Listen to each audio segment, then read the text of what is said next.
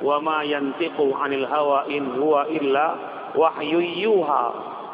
Rasul itu kalau ngomong sesuai dengan wahyu, petunjuk dari Allah.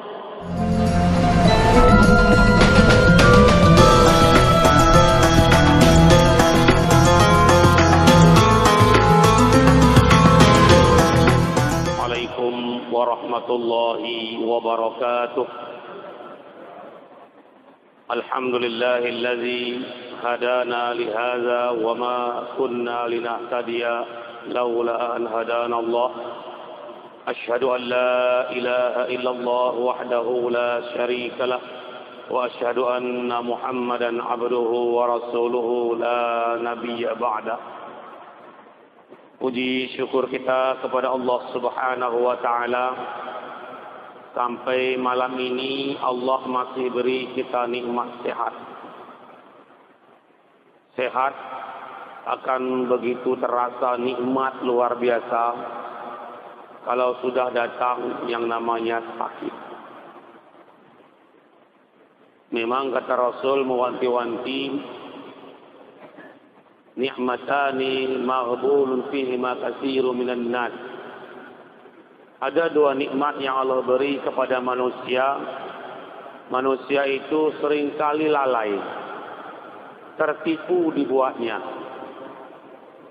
Yaitu yang pertama as-sihah, nikmat sehat, wal faragh, dan peluang. Nikmat sehat dan peluang ini kadang-kadang manusia yang kurang iman kepada Allah sering tertipu. Mumpung sehat, bukannya ibadat, malah banyak maksiat kepada Allah. Dan banyak hamba Allah yang begitu sakit, istighfarnya banyak, tasbihnya banyak, baca Qur'annya banyak di rumah sakit, ambil Qur'an kecil, sudah sakit pun pas sehat-sehat tidak ngaji Qur'an, pas sehat-sehat jangan ke masjid, di rumah pun dah sholat. Maunya nikmat ini disyukuri, mumpung sehat berbanyak ibadah kepada Allah, mumpung ada peluang itu gunakanlah untuk ibadah kepada Allah.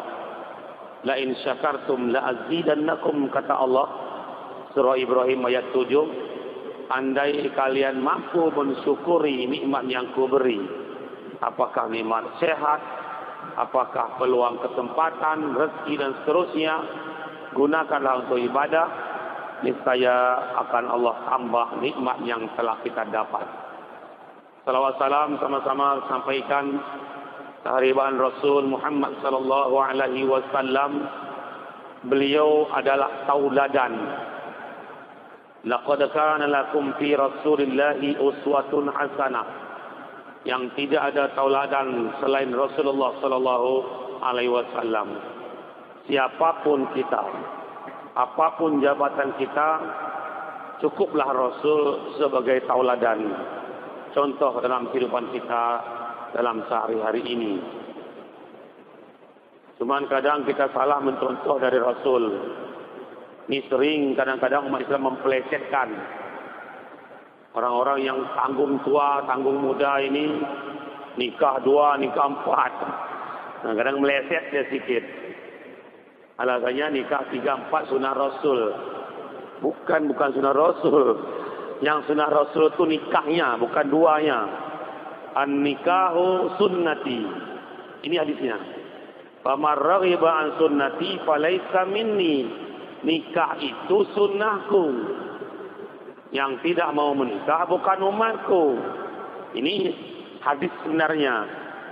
Bukan nikah 2 itu sunnahku, nikah 3 sunnah, tidak ada hadis. Nah, bolehnya boleh. Cuman hadis yang menerangkan nikah 2, 3, 4 tidak ada, saya tahu. Yang ada hanya an-nikahu sunnati. Cuman kalau muda yang hobi kawin diplesetin tuh hadis. Nikah 2 sunnah, nikah 3 sunnah, nikah 4 sunnah. Hadis enggak nyuruh gitu. Memang Rasul banyak istri, cuman Rasul kawin bukan mau-maunya. Dan Rasul bicara pun bukan semau-mau dia. Wa ma yantiqu 'anil hawa in huwa illa wahyu yuha. Rasul itu kalau ngomong sesuai dengan wahyu, petunjuk dari Allah. Istilah kantornya sesuai dengan juklak dan juknis. Ada juknis, ada juklak dari Allah. Itu yang dibuat Rasul. Bukan semau-mau dia. Termasuk nikah, bukan semau-mau Rasul. Tapi dia perintah Allah Subhanahu wa Ta'ala.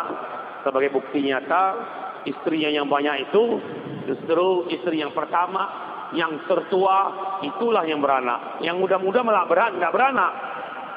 Itu bukti real Rasul kawin bukan karena nafsu, bukan mau-maunya dia, tapi beliau menikah karena perintah Allah Subhanahu wa Ta'ala.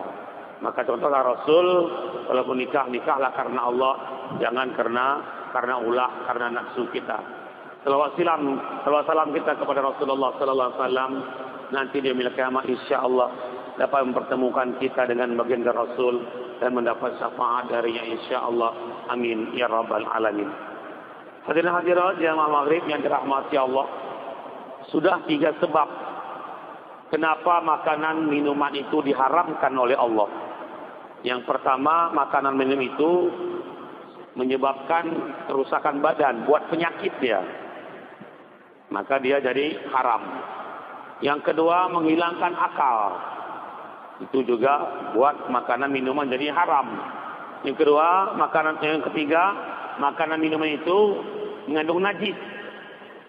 Karena najis itu dihukumkan makan minuman jadi haram. Yang keempat, sebab daripada makanan dan minuman diharamkan Allah Subhanahu wa Ta'ala, al-istighzar, karena menjijikkan. Bukan karena najis, bukan karena sumbernya haram, tapi karena menjijikkan. Wa masalahu asy-syafi'iyyatu bil busaqi wal 'irqi wal mani. Fa kullu hadhihi tahiratun minal insan, lakin yuhramu tanawuluha aklan lil istighzar. Mazhab Syafi'i mencontohkan apa barangnya yang barang itu suci tapi haram. Suci tapi haram karena menjijikkan. Di sini dicontohkan al-busaq, ludah. Yang kedua al-mani. Mani, jumhur ulama Syafi'iyah mengatakan suci. Kecuali sebagian mazhab termasuk Hanafi mengatakan itu najis. Tapi Syafi'iyah mengatakan mani itu suci. Al-irq, al-araq, keringat. Nah, ini juga suci. Nah, walaupun suci ini barang, dia haram untuk dimakan. Di kitab lain ditambahkan lagi termasuk ingus. Ingus itu suci. Keringat juga suci. Liur juga suci. Ludah juga suci. Cuman tidak untuk dikonsumsi. Nah, bagaimana hukumnya kalau ingus kita makan? Apaan? Enggak. Memang suci dia. Kena badan, tidak perlu dicuci. Silakan sholat. Ludah pun demikian. Kena badan, tidak perlu cuci. Silakan sholat, tidak masalah. Itu makanya kadang-kadang begitu kita lihat ada sebagian jamaah taklim yang dulu namanya jamaah tabligh, bawa siwak, kayak pulpen dia, kayak tutup. Mau sholat, udah basah nih kantongnya lagi, sampai basah nih kantongnya. Memang ludah tidak najis, tapi kan menjijikkan. Ini pun hanya kesalahpahaman sedikit dari hadis Rasulullah. Memang kata Rasul sebuah hadis, laula an asyqa ala ummati la amartuhum bisiwaki inda kulli shalah. Kalaulah tidak memberatkan kepada umatku, kata Rasul, niscaya aku perintahkan umatku itu bersiwak setiap kali mau salat. Nah, setiap kali mau salat ini dipahami oleh jemaah taklim dan syekhnya, guru-gurunya, yaitu mau takbir itu. Allah Akbar, Allah Akbar, nah ambil siwak. Ikat tuh gigi. Dah baru masukin lagi. Udah basah nih. Kadang-kadang menular bau ludah itu ke kiri kanan. Nah, ulama ini tidak menghadap demikian. Yang namanya mau sholat, ya berwudu. Di kamar mandi, di wastafel kita berwudu di sana. Nah, habis wudu, sebelum wudu kita bersiwak. Kumur, ya udah bersih sedikit. Bayangkan kalau semuanya yang hari ini siwak bukan hanya akar siwak itu. Dipaham juga sikat gigi. Nah, siwak termasuk sikat gigi. Kalau dipaham dengan bahasa modern, di Saudi Arabia, di Timur Tengah, semua orang Arab lah. Yang memahami sekarang bukan hanya siwak itu, tapi termasuk sikat gigi. Bayangkan kalau setiap masjid semuanya bawa sikat. Nah, Imam Ahmad sebelum kami sekali dulu.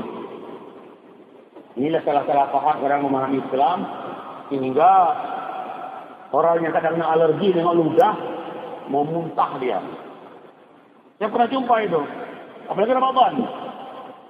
Bau mulut semuanya bau. Nah, beliau tadi di siwak ni.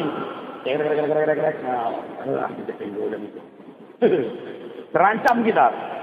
Nah, memang enggak najis. Termasuk air liur hewan. Liur ayam, liur kambing, liur onta, lembu enggak najis. Suatu hari ini bukti dalam sebuah hadis, ada seekor unta yang lari terengah-engah kepada Rasul. Lalu unta tadi merebahkan kepalanya pas di pundak Rasul.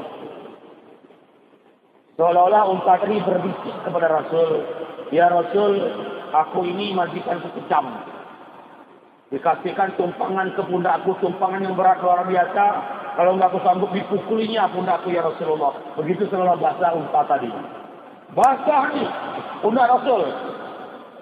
Dan itu Rasul enggak mimpi. Tidak dicuci itu baju, kamu sholat. Itu menandakan liur unta tidak najis. Nah, walaupun tidak najis, tidak boleh tampung dia. Unta, tidur kau. Kau minum, boleh. Haram dia. Kenapa? Karena menjijikkan. Benar. Berapa saat kemudian, datanglah pemilik unta. Ya Rasulullah, apakah itu untaku? Tidak tahu unta siapa, kata Rasulullah. Ini untaku. Nah, akhirnya Rasul dengan agak merah mukanya mengatakan, ini unta dah kau siksa, kata Rasul. Oh, dari mana kau tahu? Tahu, dia ngomong urusan. Nah, memang unta tugasnya bawa beban. Kayak kerbau, kayak kuda, himar, keledai. Memang bawa beban dia tugasnya. Cuman di luar beban, kita tugaskan dosa. Zalim nama kita. Zalim dia. Nah, sesuai takaran lah, kadarnya mampu ya kita kasih beban. Tunggangan silakan tunggang untuk kuda, keledai, kerbau, lembu silakan, tapi jangan di atas kemampuan dia. Dan ini hukumnya haram. Dan nanti di akhirat dia akan minta pertanggungjawab kepada Allah Subhanahu wa taala. Yang kita mau ambil hadis ini adalah liur unta tadi.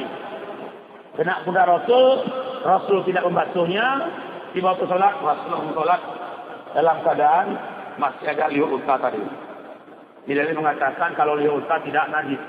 Termasuk liur manusia apa lagi? Unta saja tidak najis, apalagi manusia. Nah, itu makanya kalau kita bersin-bersin, cepet, tak apa-apa. Boleh cuci itu baju.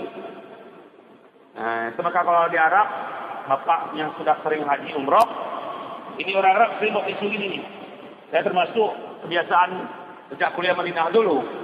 Dari 91 sampai hari ini saya akan tinggal di tisu. Sudah terbiasa buat itu. Jadi kalau misalnya film, itu orang Arab biasa. Sedang sholat, langsung imut, langsung dikantongin tisu.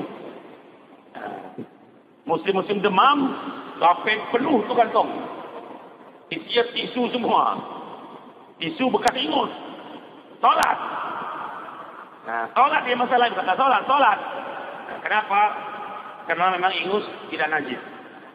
Ingus tidak najis.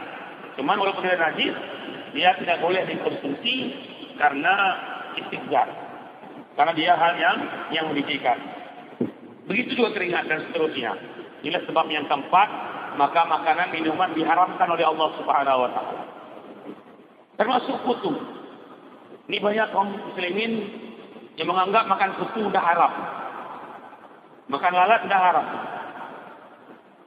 Dia haram bukan karena dia badannya kotor, tidak. Karena menjijikkan. Kutu itu barang yang menjijikkan. Lalat juga barang yang menjijikkan. Memang dia jangan najis. Justru kata Rasul, kalau ada minuman kita masuk lalat, celupkan dia Rasulullah. Celupkan dia semua badannya. Apalagi kita minum kopi susu, Kopi Sangir kan, kalian ngerti. Udah mahal harganya puluhan ribu, masuk lalat. Belum diminum. Buang 20.000, nggak buang gigi. Kata Rasul, bila minumanmu kena lalat, celupkan semua. Nah, kata-kata celupkan semua, Rasul nggak nerangin tuh. Ada apa hikmahnya celupkan semua? Ini sahabat-sahabat dulu nggak tanya kenapa, yang penting celupkan. Nah, pertama tandanya lalat tidak najis, gitu loh. Ini pertama maknanya. Walaupun lalat kadang mau ke sini tadi, injak kayak lembu dia, nginjak kencing, masuk ke sini, nggak apa-apa. Dulu pernah ada kawan yang telanjur belajar ilmu tasawuf. Jadi begitu dia keluar kamar mandi, datang lalat, hinggap sini nih. Dibuka baju. Akhirnya sholat dia pakai mutlak. Anggapnya baju yang telah diinjak lalat tadi itu najis. Karena dia pas keluar kamar mandi hinggap di lalat. Jangan-jangan lalat tadi dah kamar mandi sama-sama tadi. Injaknya kencing tai. Lalu injaknya baju. Lalu sholat. Wah nanti sini. Bukannya baju sholat ke toilet ya. Ini tasawuf yang keliru sebenarnya. Tasawuf yang keliru. Tidak segitu-gitunya Islam. Nah, hingga kadang-kadang kita menghukum diri kita sendiri, memperberat diri sendiri kita. Memang Islam ini kata Imam Syafi'i dalam Qaidul Fiqhnya, Islam itu luas. Cuman jangan diperluas. Ada konteksnya, ada koridornya. Islam ini sempit, jangan dipersempit lagi. Semuanya sesuai dengan aturan. Kalau lalat, itu halal. Maka kata Rasulullah, celupkan dia. Dia mengatakan apapun yang melekat di tubuh lalat, di sayapnya, di kakinya, itu halal. Nggak masalah. Celupkan. Apa celupkan? Langsung minum. Nah, sekarang ini aja nih, diteliti oleh orang-orang yang penasaran. Kenapa Islam sejijik itu? Masa minuman yang kena lalat dicelupin lagi? Aneh-aneh aja orang Islam ini, kata orang yang bukan Islam. Diteliti. Oh, ternyata kandungan virus atau bakteri yang ada pada lalat, yang kalau kita nggak celupkan dia, langsung dibuang saja tanpa dicelupkan, maka yang minum minuman tadi bisa menjadi sakit perut, menstret. Kalau dicelupkan, nah ternyata di sayap belah kanannya itu ada penawar dari penyakit bakteri yang ada di sayap kirinya itu. Kalau dicelupkan, bakteri peles tawar, kucing habis. Nah, sadaqah Rasulullah SAW, kata orang yang meneliti tadi. Benar sabda Rasulullah SAW. Ini sama juga dengan kita yang hari ini Islam. Tidak pernah kita merasa galau, penasaran dengan Islam yang hari ini kita amalkan. Kenapa kalau misalnya kita dijilat anjing, bejana jilat anjing, harus dicuci 7 kali? Kenapa?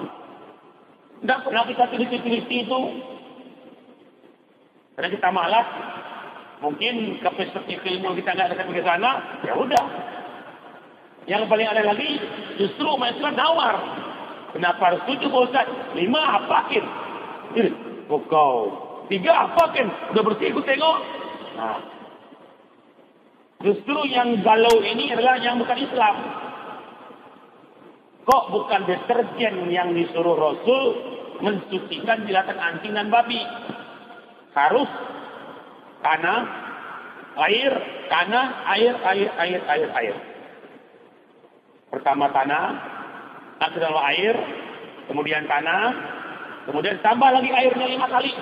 Air lagi. Harus 7 kena. Kalau enggak, belum suci. Nah, pada teliti ternyata dari hal yang dia enggak tinggi oleh orang yang bukan Islam ini, diteliti. Ternyata kandungan cacing kita yang ada di liur atau yang melekat di tubuh anjing dan babi itu tidak bisa punah dan mati dengan deterjen apapun di dunia ini. Ya Rinso, ya Daya, ya Lifebuoy, itu pun. Harus seperti itu betulnya. Tanah, air, air. Atau tanah, air. Atau air, tanah, air. Yang jelas dia 7 dia. Nah, cuma ulama mengatakan air dulu, baru tanah, biar lekat tanah yang tadi, baru disiram dengan air, 5 kali lagi. Baru suci. Benar, dengan begitulah baru bakteri yang ada di kilatan anjing babi tadi baru suci. Itu dia. Makanya di sini kita nggak boleh main. Ada kuali yang sudah dipakai oleh Nasrani untuk masak babi atau masak anjing. Nah, kita yang nggak habis pusing, ambil ke kuali, cuci pakai rinso, udah masak ayam atau masak bebek, masak telur kita buat. Ini haram. Walaupun di kasat mata kita sudah bersih dengan deterjen yang kita masukkan, kuali tadi tetap hukumnya haram. Nah, maka saya katakan masalah masak-masak ini bukan masalah orang yang masak menjadi haram, tidak. Tapi bejana dan apa yang dia masak ini yang buat haram. Bukan yang masak yang buat haram. Saya kualinya bagus, ayamnya beli di pekan, baru potong dengan Nasrani. Yang masak Nasrani, boleh apa enggak? Makan, boleh. Boleh, enggak masalah. Kalau dia masak aja kok, super setnya Nasrani. Memang sekolah itu dia, sekolah tata boga dia, ahli masak yang super set. Nah, cuma dagingnya kita yang punya, kita yang motong, semuanya kita. Masak aja dia, nggak apa-apa. Yang masalahnya adalah yang masak ustazah, tapi kualinya bekas masak babi. Boleh kira-kira? Nggak boleh. Walaupun buya yang masak, kalau kualinya bekas masak babi, nggak boleh. Jadi bukan orangnya jadi masalah. Bejana ini, tapi juga makan kali ini, istingzar. Menjijikkan itu jadi masalah. Bukan dia suci dan suci. Nah, memang dalam sebuah hadis, itu Rasul pernah memberikan kurma kepada cucu beliau dan juga anak sahabat masih bayi, dikunyah itu kurma, disulangkan ke bayi. Disulangkan ke bayi. Pertama, ini min khususnya Rasulullah SAW, dan Rasul punya mujizat seperti itu. Nah, ini Rasul menyulangi kurma tadi ke bayi tadi. Dan itu berkah untuk bayi. Dan jangan samakan ludah Rasul dengan ludah kita. Dalam sebuah hadis, itu Rasul kalau berkeringat, itu sahabat berebut mengambil keringat Rasul. Dikerikit di keringat Rasul, dimasukkan ke gelas. Buah bejana. Kenapa? Wangi luar biasa. Ya Rasul, ya berparfumnya enggak berparfum. Memang salah satu khususnya Rasul, mujizat Rasul, wangi keringat beliau. Berebut. Bahkan sebuah asar dikatakan, itu kencing Rasul di padang pasir, begitu kencing langsung kering. Enggak nampak lagi tuh bekas kencing Rasulullah SAW. Berebut tanah pun menyimpan kencing Rasulullah. Dan itu jangan disamakan dengan kita. Jangan disamakan dengan kita. Bahkan sebuah hadis, dalam sebuah peperangan, sahabat haus, tidak ada air. Itu Rasul menyuruh sahabat mengambil air dari jari-jari beliau. Ini macam tolah ini tolah ini. Nah, bisa keluar air dari jari Rasulullah. Itu milik khususnya Rasulullah. Dan tidak boleh kita tampilkan kepada yang lain. Itu memang hak itu Rasulullah SAW yang diberi khusus oleh Allah Subhanahu wa Ta'ala. Boleh? Boleh. Karena Rasul yang lakukan itu. Seperti maka kurma tadi pun pasti kunyah Rasul dikasih ke bayi. Dan itu berkah untuk bayi. Nah, sebagai benteng kesehatan itu dia bebas ya, semacam imunitas kepada tubuh bayi setelah makan kurma yang dikunyah Rasulullah SAW. Itu beda dia dengan kita. Tapi kalau kita, ludah, siapapun kita, bahkan dengan lidah orang lain, ludah kita pun haram. Ini ludah, gosong lah, minum. Haram. Kenapa? Istigzar. Dan dia hal yang menyingkirkan. Hal yang menyingkirkan. Al-busaq, termasuk juga keringat, termasuk juga mani. Mani juga hukumnya haram untuk dikonsumsi, walaupun dia tidak najis. Termasuk juga kutu tadi. Kutu memang tidak najis. Bahkan darahnya, bangkainya yang masih di kepala siapa yang punya kutu, tidak apa-apa, silakan solat, tak masalah. Bangkai kutu yang di kepala, solat, tidak apa-apa. Yang najasa al-ma'fu'ah anhu, insyaAllah tak apa-apa. Cuma tak boleh dimakan. Kenapa? Listigzar.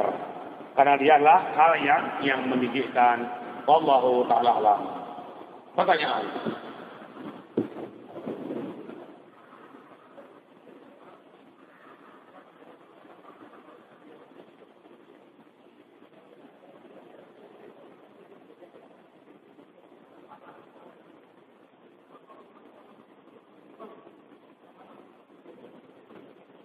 Titik kita ambil hukum umum. Dalam kalau sedikit mengatakan al-adatu muhakkamah. Kebiasaan orang banyak, ini yang jadikan sumber hukum. Rasul pas melihat sahabat memburu dog. Dog itu biawak pada pasir. Biawak pada pasir. Dia ekornya beda dengan ekor biawak di sini. Tumbuhnya hidupnya memang pada pasir. Ditangkap oleh sahabat, lalu dipanggang tu biawak. Rasul diam. Rasul hendak titik pun makan biawak tadi. Kenapa? Titik saja Rasulullah. Cuma titik ini tidak umum untuk sahabat. Gitu. Tidak menjadi hukum umum. Hanya beliau sendiri yang tidak mau makan biawak tadi. Sahabat makan, bumbu lahap dia. Dan Rasulullah diam. Ini salah satu contoh daripada hadis takriri namanya. Nah, kayak ayam lah, kayak kambing apa. Saya terus terang aja kalau ada undangan akikah ke rumah orang akikahan, kalau di hidang saya ada anduk-anduk di sini itu. Tunggu saya makan. Kadang-kadang orang akikah ni biar banyak dari kambingnya, anduknya pun situ, ususnya pun pantang pun tu. Paling pantang lagi sudah 2 potong anduk cuma. Aku lagi doa. Aku motongnya pun naik emosi betul. Tensi naik betul, 160 mau naik itu. Cuma kalau aku yang motong, kasih kepala setengah, tidak ada waduknya, daging semua, kuahnya agak banyak. Aku yang doa lagi, pulang doa 500 lagi, sehat, nggak naik tensi. Jadi kawan-kawan hari ini banyak sudah hipnotis. Kalau makan kambing naik tensi. Makan kambing naik tensi. Ya bila makan kambing naik tensi. Bukan kambing yang menetisi buat itu. Makan kita pertama enggak bismillah. Makan kita banyak masalah. Makan kita uang pun dah ada. Makan kita orang rumah pun dah ada. Ya apa dah naik? Ini dia. Makan kambing silakan. Cuma ada sunnah teknis. Siapapun kita kalau makan kambing silakan. Sebelum makan kambing, makan timun dulu. Kalau timun semangka, baru makan kambing. Habis itu, semangka lagi. Kalau enggak, jus buah. Bukan jus-jusan. Menakli buah dia. Tak mangga, tak pepaya, tak nanas. Nah itu dia aman insyaAllah. Yang masalah. Makan aja enggak masalah. Kadang-kadang kita terobsesi kena anggap kita naik darah, lah makan naik darah. Kemarin ada saudara saya naik darah. 160 darahnya, monyong terus. Bertanya, abang makan apa ruahnya bang? Enggak ada, ikan cuma sama rebung. Setahu saya ikan asam rebung enggak naik darah. Ini kok naik? Kuteliti ternyata beliau naik bukan karena makanan. Karena enggak punya kepeng. Contohnya, pas minum dari kopi, aku kasih rokok sebungkus. Udah 4 hari itu, saya merokoknya tidak pindah-pindah. Tidak habis-habis. Rupanya biar gaya kedai kopi, ada rokok di hadapan dia. Irit-irit dia hisap. Kenapa? Kalau habis itu uang beli tidak ada lagi. Oh, ini faktor gue bilang. Duit tidak ada, nggak naik tensi buatnya. Bapak-bapak pun kalau mau tensi nggak naik, usahakanlah kemana pun bapak pergi. Ya ke pasar, ya ke masjid. Minimal di sini gopek lah. Rasa ibu dia. Beli enggak beli, pakai enggak pakai, bawa aja. Saya tahu apa rahasianya. Kemana-mana saya ini. Kalau begini baju saya, dompet terus ya. Ini uang ini sekitar setahun enggak selembar pun saya pakai ini. Dompet aja letaknya. Itu bawa. Ya tenang hatiku. Bawa dompet, bawa ATM gitu kan. Tak perlu-perlu nanti beli mobil. Rusuh aja dia. Tenang hati kita. Di sini kita nanti mati lampu, hujan. Isteri pengujir, kita pengujir. Dompet tinggal. Kunci tinggal. Nah. Hilang. Nah, cara kita harus aturnya habis sholat. Tenang badan, tenang jiwa. Malah stres. Nah, itu dia. Ini teori dalam kehidupan sebenarnya. Banyak orang salah. Salah dalam memahami hidup. Ngapain bawa uang ke masjid Ustaz? Bukan ngapain dulunya. Kasih apa nanti orang susah, perlu pulang nggak ongkos. Kasih itu duit. Kasih apa nanti kita bisa jajan keluarga. Kasih itu duit. Itu maksudnya. Bukan untuk kita aja penting. Nah ini biar tenang batin. Ya tenang batin. Jadi untuk beliau tadi. Kalau kita sendiri merasa tidak enak, tidak itu menjadi haram, patokan haram itu adalah secara umum. Ini sama dengan kemarin, bab yang pertama, masalah menghilangkan akal, memabukkan. Mungkin orang yang sudah terbiasa minum brandy, whisky, tua, ini tidak masalah lagi sama dia tua. Yang dari aren itu, tidak masalah sama dia. Sudah biasa whisky, brandy yang 50, 70% alkoholnya udah biasa dia. Apakah tua jadi nggak haram sama dia? Tetap haram. Kenapa? Hukumnya kaidah umum. Bukan untuk pribadi dia. Bukan untuk pribadi dia. Bukan hukum makanya. Nah, makanya siapa yang minum whisky biasa, brandy, tua biasa. Nah, karena minumnya tua, nggak brandy. Haram pun haram. Kenapa? Karena seluruh orang yang awam terumum mabuk dengan minum tua, maka haram hukumnya. Walaupun dia enggak lagi mabuk, tetap hukumnya haram. Demikian juga ini makanan. Wallahu a'lam. Ada juga sebalik itu. Orang alas ini ada bimbar namanya. Ada saudara kami bimbaran. Hantu yang jin ini, hantu setan. Jadi setiap mau raya, motong sapi itu diambil usus. Mentah-mentah. Kepek. Ngomong besar. Untuk dia sendiri udah nggak apa-apa, nggak mual dia. Tapi untuk orang umum ini menyedihkan. Usus. Tidak dibusi, belum dipotong-potong, belum dibelah-belah pun. Potong, sedikit sekali. Besar. Memang hantu yang makan dia, bukan dia aja. Ini hukumnya haram sebenarnya. Kenapa? Menjijikkan skala umum. Untuk dia pribadi, karena ada campur jin, ini tidak masalah. Makan usus mentah-mentah dimakan, berbusa di mulutnya. Kepada susu ni, ukir. Nah, ini hukumnya haram sebenarnya. Untuk dia, tidak apa-apa dia merasa. Tapi untuk umum, ini hanya yang menjijikkan. Maka kita jangan coba-coba makan usus mentah-mentah. Allah Allah. Ini, bagi tadi.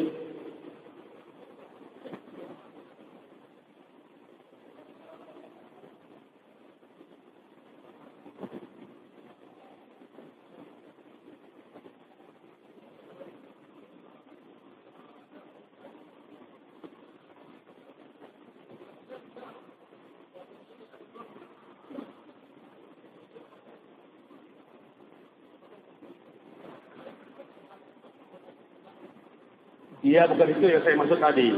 Jadi dia hanya setnya saja dia. Masa di rumah kita ada agenda di kita, dia hanya siap. Sama saja. Ini nggak apa-apa. Nah, kalau di rumah dia masak, ini keraguan kita besar. Jangan-jangan kuali kemarin masih pakaiin juga. Ini jadi masalah dia. Yang saya mau tadi adalah dia cuma siap. Jadi kita pengen ada tamu banyak. Chefnya bagus, makanannya enak, kita undang untuk chef. Dia yang masak, sementara dia non-muslim. Nggak apa-apa. Nggak apa. Yang jadi masalah, rumahnya dia masak. Di berapa dulu pernah gitu dia, ada orang kaya, Kristen, pesta anaknya kawin. Dia pengen orang Islam berapa dulu, ikut semua itu. Boleh enggak? Sebenarnya boleh. Dengan cara apa? Yang masak ibu PKK. Jadi kualinya kuali PKK, semuanya piring pokoknya adalah orang PKK. Jadi hanya meramikan pesta dia aja. Boleh apa enggak? Boleh, salah. Yang nggak boleh itu adalah kualinya kuali dia, bencana dari dia, ini jadi masalah. Kita khawatirkan dia adalah tuan pakai dengan masak babi dan anjing. Dan dia tidak cuti sebelum disama dengan 7 kali. Wallahu ta'ala alam. Wassalamualaikum warahmatullahi wabarakatuh.